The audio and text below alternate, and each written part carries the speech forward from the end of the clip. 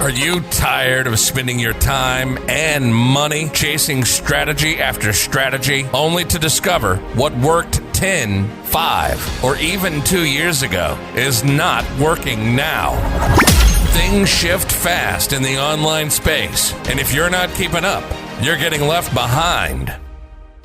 It's time for something different. Welcome to the Marketing, Media, and Money Podcast, where every single episode will be jam-packed with proven, profitable strategies, behind-the-scenes secrets, and what's working now resources from industry experts and global influencers to help you scale your business, shorten your learning curve, and stand out in a crowded, noisy marketplace. And now, your host, award-winning marketing and media strategist, and international speaker, Patty Farmer.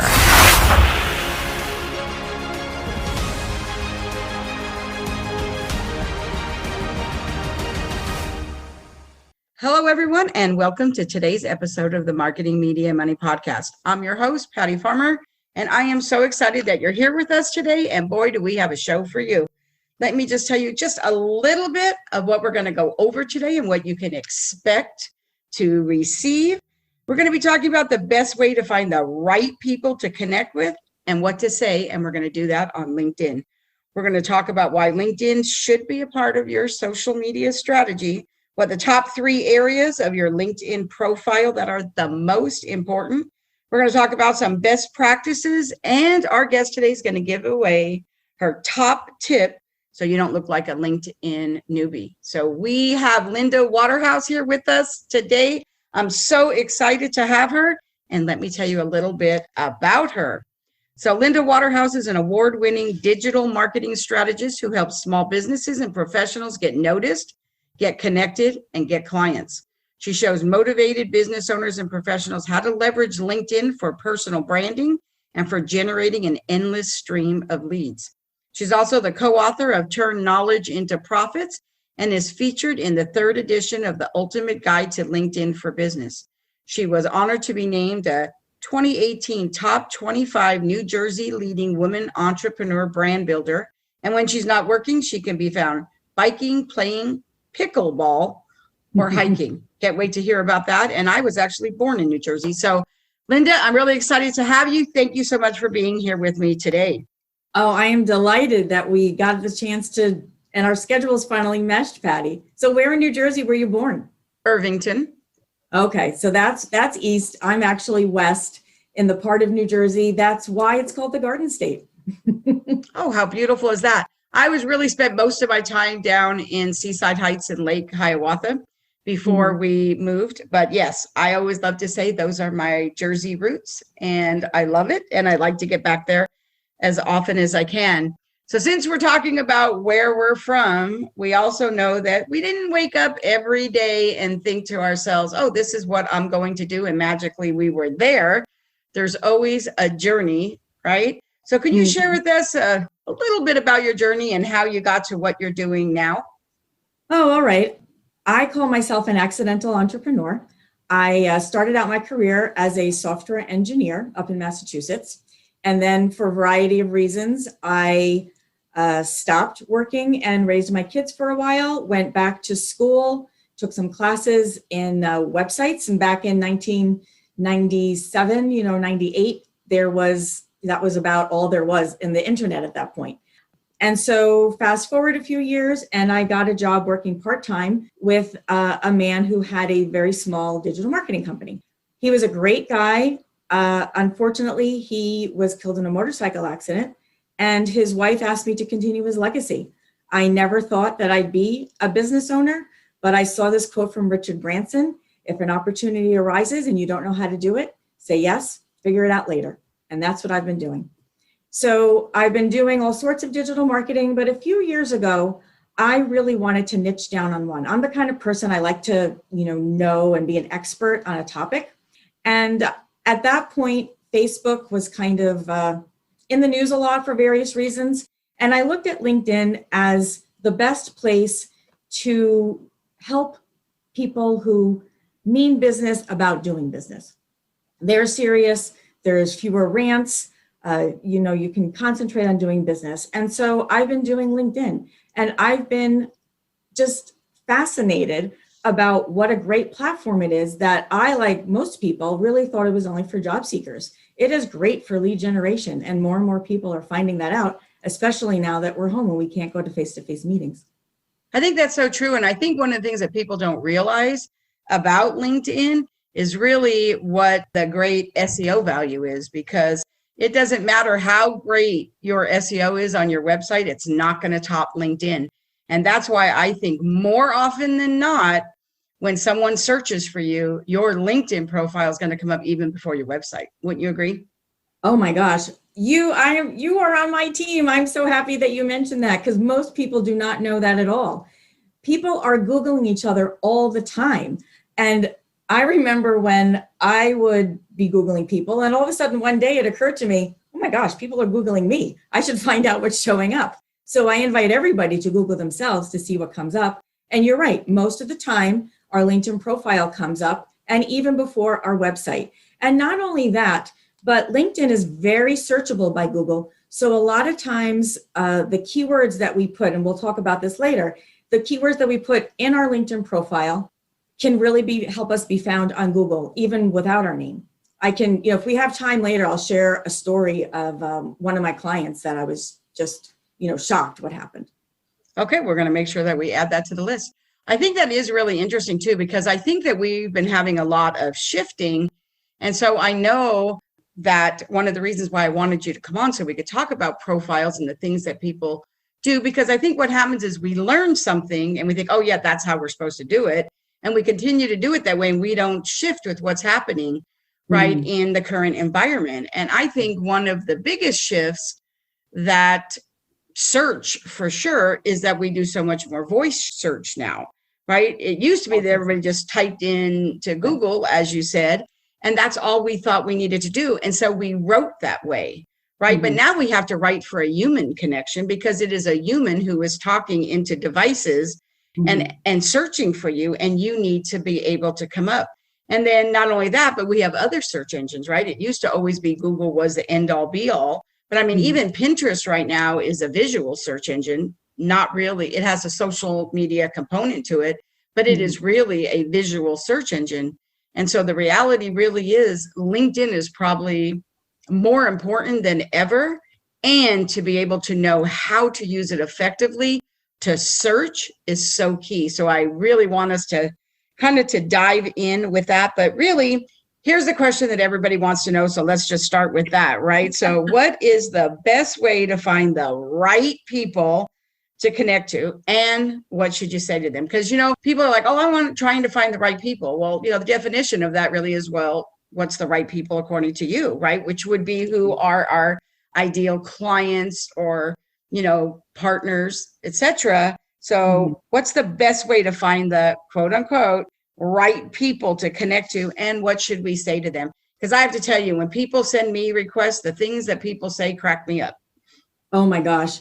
And I hate to say it, but for some reason, there must be something on my profile that's triggering this, because the last 2 days I've gotten two, not inappropriate, but just, 2 messages from guys who are like, hey, I'd like to learn more about you. And it's like, I hope everyone out there knows that LinkedIn is not a dating app, and I just report them right away. So it is, you were right. It is kind of funny what people will say. And what a lot of people don't know is that LinkedIn has excellent filtering abilities. And so that's why it's really important that we update our LinkedIn profile so that we are found for the things that we think that our ideal clients are looking for. A lot of people try to get clever. They'll say that they're a guru or a ninja or, something else. But there's particular areas in your profile where that's appropriate, and other areas where you really need to be thinking about what the other people are typing in or speaking that they're going to use to search for us. So that's one of the things that, I cover in my classes and with my VIP clients, because, there's places to be cutesy and other places, that we shouldn't be. So even the free version of LinkedIn has very good filtering features. We can filter on job title, we can filter on location, We can filter on whether we're first or second or third degree connections. And so what's great about it is that once we create a search that we feel is giving us the right kind of people, we can even save that search, even in the free version, and we can connect with those people. And every week we can get a notification when there's new people on the LinkedIn platform that meet that new criteria. So we can have an endless supply of people that we want to meet. Now, Sales Navigator, which I don't encourage people to buy it until they are ready, until they really think they're going to use it. But Sales Navigator has even better filters, so we can really pinpoint who we want to search for. So say you send a request, it cracks me up how you can just send that request. You don't have to send a message, but I believe the message is the most important part, right? It is the most important part. So what are some tips you would give for someone of what they should put in when they're the person that is sending the request? Yes, well, you are absolutely right that we need to give people a reason. We need to, and usually, we want to show that we have read their profile or there's something about them that we're interested in. We never, ever, ever want to just send the default. And you can see if you hit the My Network tab, you can look and see the connection requests. And the ones that have a personal message just stand out among them. So I get a lot of people that say, I don't know who these people are. I don't know whether to connect with them. But once you hit the, connect button, and it does say right now it says, we've sent off your message, you can add a note. Well, we just did an experiment and they don't really send off that connection message until you either say add a note or you're done. So you do have time to add a note. But the notes that I write, I try to take, 1 or 2 minutes looking at their profile to see something that stands out to me. Perhaps we have a common connection.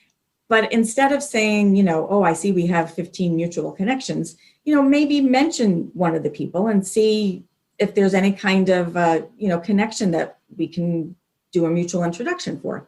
Another thing we might say is we might notice a post that they posted and say, how much we appreciated that particular tip that they shared with us, something personal. What I do a lot now is, especially since we're on so many Zoom calls, if there are people in the Zoom call that I feel would be a good connection, and those connections can either be people that I think might eventually be clients or good referral partners, people who service similar people to who I serve, I will open up the participants pop-up in Zoom and find those people and, connect and say, since we were both on this, the meeting for last week, I was on the Lower Bucks Chamber of Commerce Women's Conference. Since we were both on this, I thought it was a great reason to connect. Let's have a conversation. Actually, I don't say that in the first message, but that is the goal ultimately. I think that makes sense because I have to tell you, seems like for a long time, once people jumped on the bandwagon of, I should send a message, the messages that I were getting were something similar to someone saying, I would love for us to jump on a call and, see, where we may be able to do business together. Now, I have to tell you, I think that's nice, but it just really is too soon, right? Yes. You don't really even know me. You don't know anything about me, really, to be able to want to jump on a call to talk about that. Because I don't know about you, but to me, my time is almost worth more than my money, right? And so I think that is really important. Unless you're going to tell me why, right? I always like to, like what you said, choose something. Sometimes, for example, this week I got connected to a few people that I sent the message that I had seen them elsewhere talking about a topic that I thought was interesting. And I reached out to them to connect on LinkedIn and said, I saw a blog or heard of you on a podcast and you were talking about this topic. And I think that may be a really great topic for my podcast. And I would love to have a brief conversation about that. So now I'm telling them why I want to talk to them, not just that, let's just see if maybe we could do business together. Because I have to tell you, I could have 1,000 people tell me that I'm in marketing, right? That they could possibly do business with me, right? So I think that you have to narrow down and really almost like pique curiosity as to, well, I absolutely would love to jump on a call with you, right? And I really find that more people will say yes if you say brief. Because the reality is that that first call, all I really want to be able to do is see if we need to have the next call, right? Which we could deep dive the next time. So let's just have a 15 or 20-minute call and see, almost like pre-qualify, like where should the next call be? Right. And quite honestly, I misspoke before. I was kind of jumping the gun. I never, unless there's a great connection beforehand, I never ask for a phone call on the connection request. I just don't. Because as you said, it's just too soon. People's time is very important these days. Yeah, I think that really is. But then again, it's like what to say when people send you one and you say, oh, wow, we have some things in common. And so you say yes, right? You accept it. And then like, what do you say then? Like, what is like the next thing? If somebody sends you a request, what are some tips on what people should be thinking about when they follow up after they accept? What should they say? Because I'm going to tell you, somebody could send you one, you could accept, and then it goes nowhere. Like you never take it any further, which was kind of a waste, right? So what is the next step? Because you don't know if that person sent 10 people a request. And, and unless you're one of those people that go in every day and check, I also see people who accept my request and it was literally, I actually track, but, and it could be weeks before they do, which also tells me something. Yes. And they're not, that might not be the best platform to communicate with that person because they're not on it every day. I agree with everything that you said. So we have to think about, and this is probably exactly what you teach, is that we have to build that know, like, and trust factor. And people we know are much more interested in themselves than they are in us. So what I like to do is give them something of value. We can invite them to be in a group that we think they might get some value of. We can offer them something that we wrote or a video that can give them some information. Now, I'm going to give your audience an extra tip that these days it works better if you ask for permission to send a link to something first. Don't just send them the link because that's a way to stand out right there. Just that right there.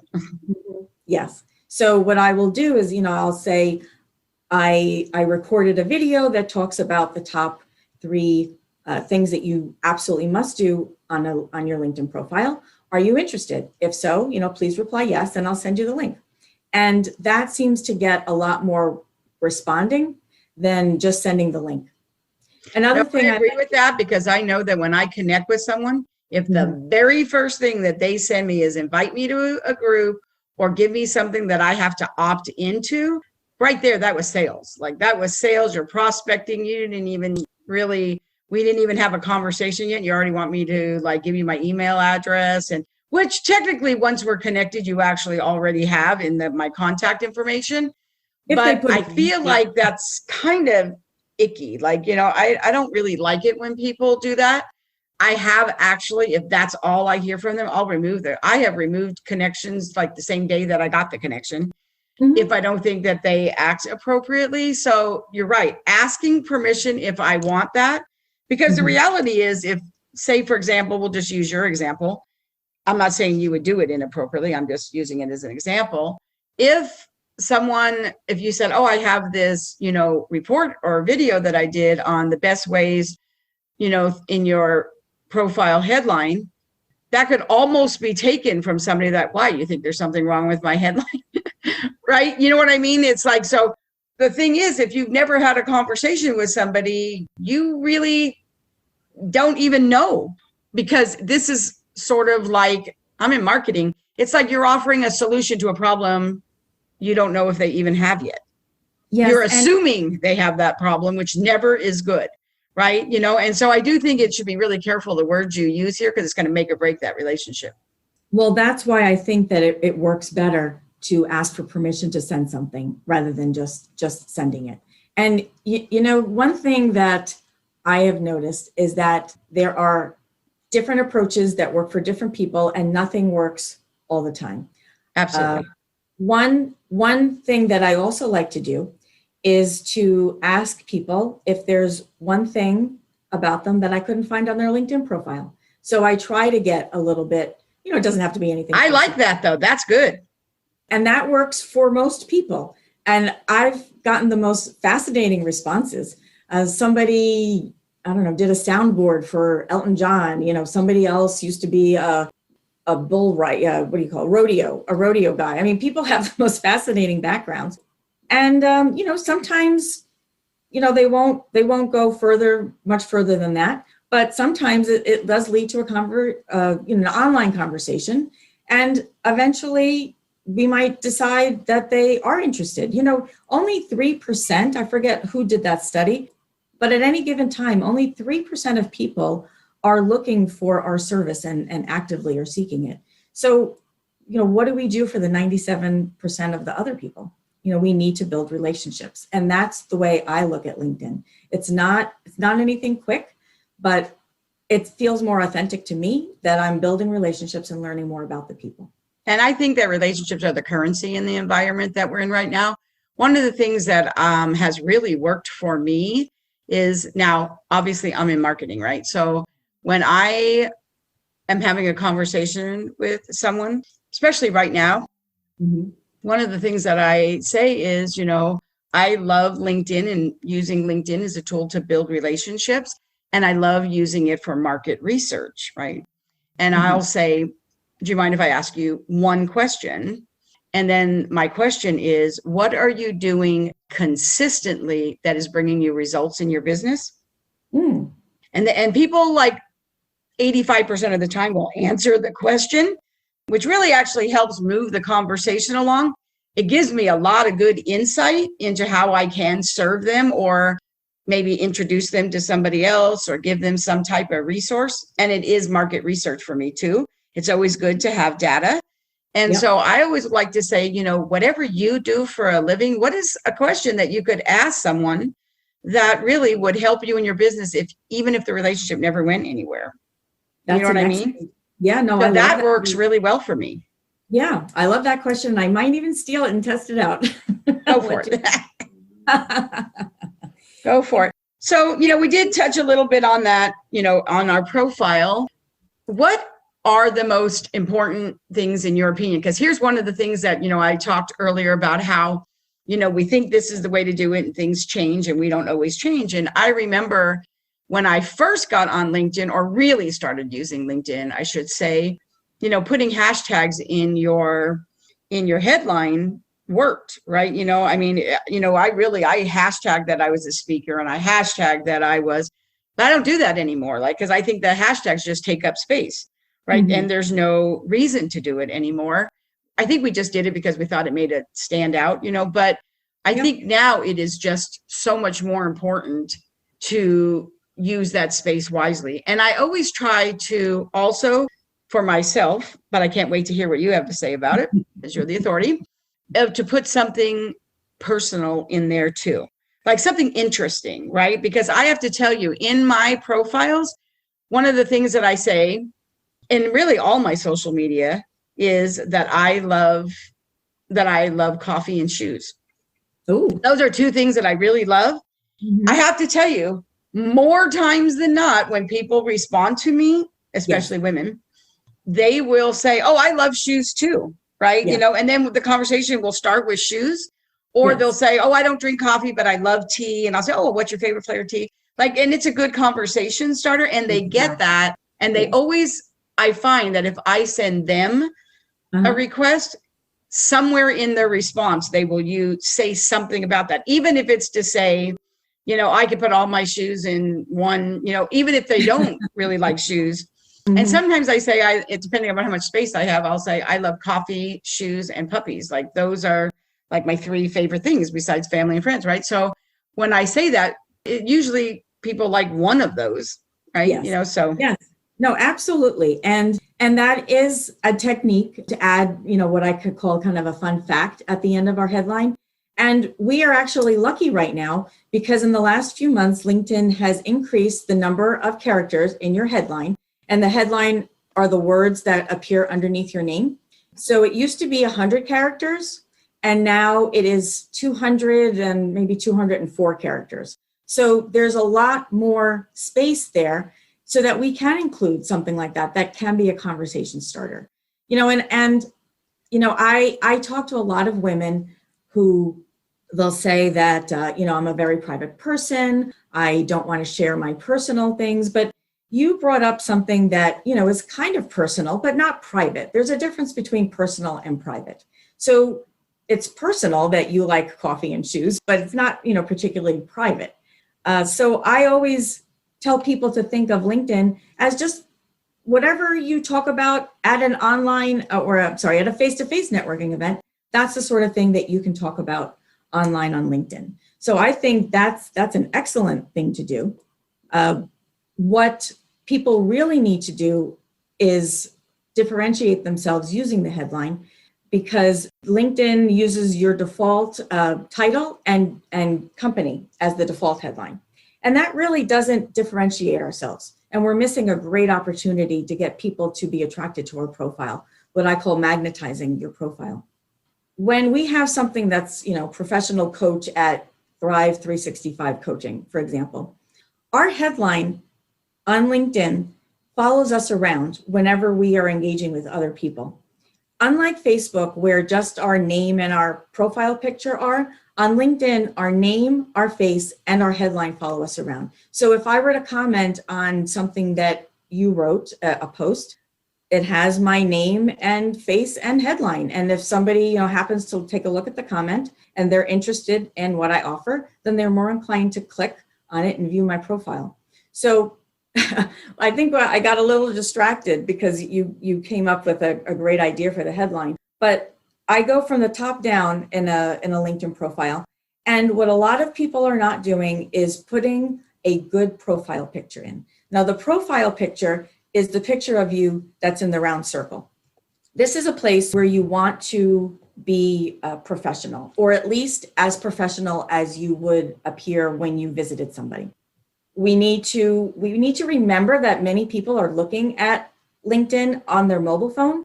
And so that circle is really tiny. So our face should take up at least 60% of that, and there shouldn't be any, hands on our shoulders from somebody else, or, a lot of people put their wedding picture or other people. It should really be us. Then the cover photo, which many people who haven't looked at LinkedIn in a while aren't even aware of, it's kind of like Facebook. It's a banner behind it. And as they say, pictures are worth 1,000 words. What is your cover banner saying about you? If your cover banner is the default, which is light blue with white dots and lines, then what is that saying? And we are missing a huge piece of real estate to attract people. Some of the cover banners that I've done, I really try to get across the idea. Like if somebody's a speaker, we'll put a picture of them speaking. If they're an author, we'll put a picture of their book. If they've appeared on television, we'll put the credentials there. These are things that can instantaneously give us credibility and let people know what we're about. So do you think, I'm sorry, I didn't mean to interrupt you. Do you think that we should be putting text in the cover header? We can put a small amount of text that, again, we should look at the text on our mobile phone and see if it can be read on our mobile device. So sometimes people will put their contact info, which, the easier we make it for people to contact us, the better, or they can put a tagline. But I wouldn't put a lot of text there because people can't read it. And when we get frustrated, we'll just move on to something else. I think that makes sense. Mine just says plug in, power up, get paid, like short and sweet. But it explains why my logo has a plug, right? And so I feel like that is what I put there, but I do think it is really important. But I really want to ask you about another thing quick. I know you're talking about that, but it's in the same place. One of the things I just recently changed because somebody told me to, and I was like, is how much space we have in the field where our last name goes. And there's a lot of more space there than just, if your last name, if your name's John Doe, right? There's a lot more characters there. And we should use that wisely. Although I have seen people where they use it and they have all their alphabet and all that stuff. And then it doesn't kind of seem like it flows so well when it shows up, when people are tagging you and stuff. But I do think that if you do it appropriately, you can. I'm sorry, I didn't catch that last thing. But I do think that if you use it correctly, it can be beneficial and also give you more space in your headline. Well, we can experiment, and you're gonna see every variation out there. I think putting a couple of our degrees, if we have them there, is fine. I don't think it should be, a long litany, because as you said, it does get distracting. LinkedIn's rules are really that just should be your name and any credentials. We really shouldn't be putting, adding digital marketing or, marketing expert or anything like that in our name. That's what our headline is for. And that is probably one of the reasons why they, double the space to put there. So that's, well, the reality is, though, the amount of characters there are in that field, I'd like to know somebody who has that many characters in their name. You know what I mean? Well, the name is actually a separate field from the headline. So the name, I don't know how many characters they have for the name. I have kind of a long name with my maiden name in it. It fits that. So it's fairly substantial. Well, but I think that really works. What are the top 3 areas of their LinkedIn profile that are the most important? So as we talked about, we need to put a picture in our profile, and we should put a picture in our cover banner as well. So that's number 1. And I treat those as the same as the images, because many people are very suspect of profiles that don't have a profile picture there. They're saying, what is that person hiding? And it really should be a profile picture that's in the last 5 years. We should recognize you if we met you on a Zoom call or face to face. So the images are very important because they're very eye-catching, and people want to see us. I know that especially women, we're very hard on ourselves and we don't like our pictures. But as far as I know, when I've shown up someplace, nobody has gone screaming, running out of the room. So, it really helps to see a picture of me that I'm a real person. So the second most important after the 2 pictures up top is your headline. And as we talked before, the headline is a place to really think about what your client will be searching for and put those words in the headline. Many people, like I said before, they try to be cute, or they want to talk about themselves, but that is a place that is very important to think about what people are typing and use the keywords. The third most important thing to do is to fill out your about section and add what I call the so that's. And what I mean by that is our about section, and this is true on a website too, is really not about us as much as it's about how what we do can help our clients. So we should be very, very straightforward about who we serve and how we help them and what the results are that they can get. We want to entice people to keep reading. And a lot of people are missing a call to action at the end of their about section. Now, since I have an engineering background, I kind of thought it was silly. It's like, if somebody's interested, of course they're going to call me. Of course they should email me. But people are so busy these days, they really act more promptly if we tell them what to do. And whether the call to action is, give me a call, email me, download something, we really should tell them what the next step is that we want them to do. And it doesn't hurt to add the contact information right there, in addition to the area in the profile where there's the contact info normally. That makes sense. What would you say are the best practices for these top 3 areas? If we want to attract our ideal client, what's the best practices? Well, in the profile picture, again, we want to make sure that our face has a pleasant expression, that our face takes up about 60% of the area. There is a website called photofeeler.com where you can actually get feedback from people on your profile picture. So, they'll give you feedback like, do you seem stern? Do you seem approachable? Stuff like that. So people can go check that out. That's kind of fun. We talked about the cover banner being an area where we can instantaneously let people know what we do. And if there's any kind of credibility, such as a book author, or we've appeared on TV or radio, we can put those credentials there. If we've won an award, we might be able to put a symbol up there, or just generally get people something about us. And it could be a conversation starter, just like what you mentioned, with the coffee and the shoes. With the next part is the headline, where we talked about keywords. And I'll mention here somebody who I was helping. It's not what I'm focusing on, but he was somebody I knew, so I was helping him with a job search. And he wanted to get into the drone industry. And so he had taken a test that's, called a PRT 107 test, and he passed it. And so I said, that's great, put it in your LinkedIn profile. People might be searching for that. Well, unbeknownst to me, he put it on in the headline. And 3 days later, I was just doing a search for this PRT 107 to see if there was any other keywords that I could suggest to him. And his profile came up third in the search.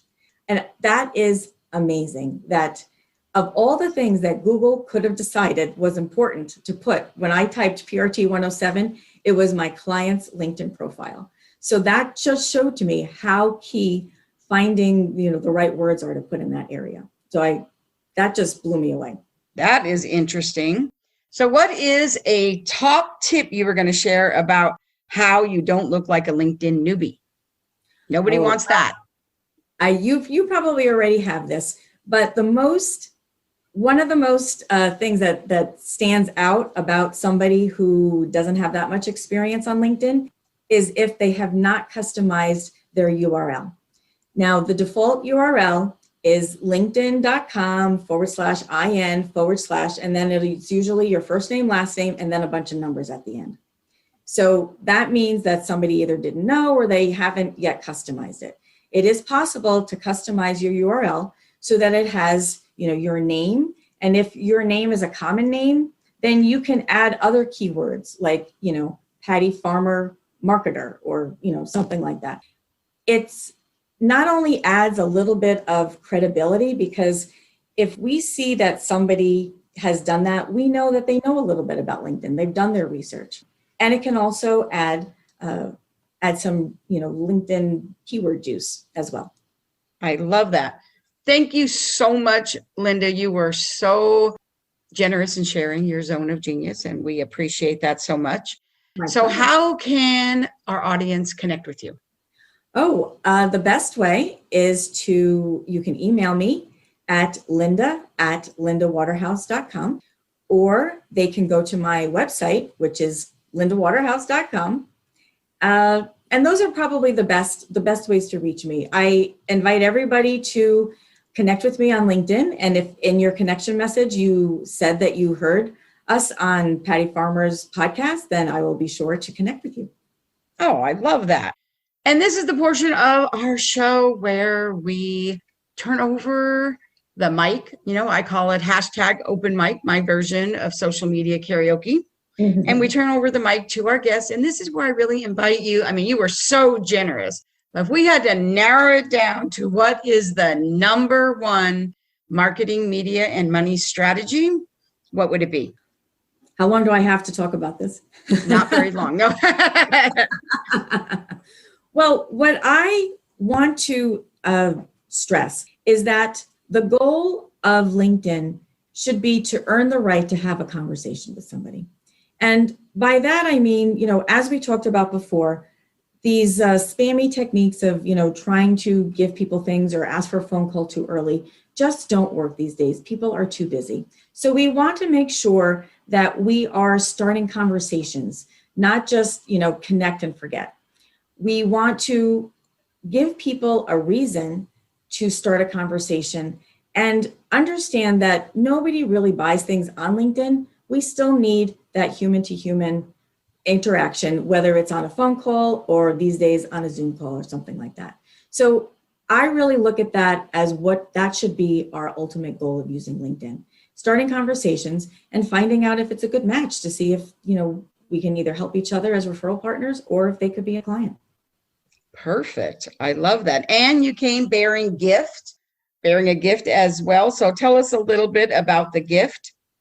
20 minutes, like a gift that we can do in 20 minutes. I love it. Oh, you stole my thunder there, Patty. Sorry. Only kidding. One of the biggest questions that I get is either I go on LinkedIn and I just lurk because I don't know what to do, or they say it just takes so much time.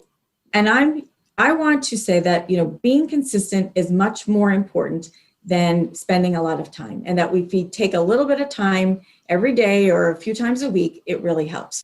So I have come up with a 5-step daily routine that people can use that can guide them as to when they go on LinkedIn, what are the top 5 things that they should be doing when they get there.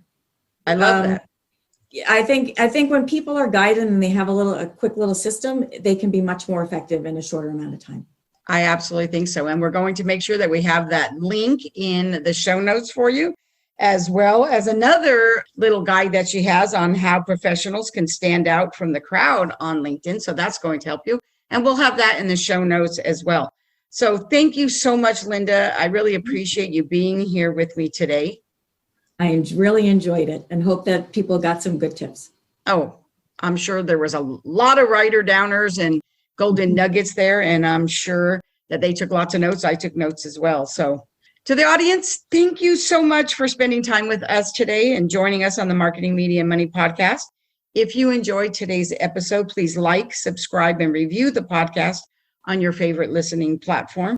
And make sure to join us in either our Facebook group that we have, our LinkedIn group, and check out our sister publication, the Marketing, Media, and Money magazine, where you can right now grab a free lifetime subscription by going to marketingmediamoney.com. Thank you so much for being here. I look forward to seeing you on the next episode. Remember, you can make it a phenomenal day. And if it's not already phenomenal, you have the power to change it. Thank you so much. We will see you on the next episode. Thank you for joining us today on the Marketing, Media, and Money podcast. To shorten your learning curve even more, make sure to grab your free copy of the Marketing, Media, and Money magazine at www.marketingmediamoney.com. I promise your business will thank you.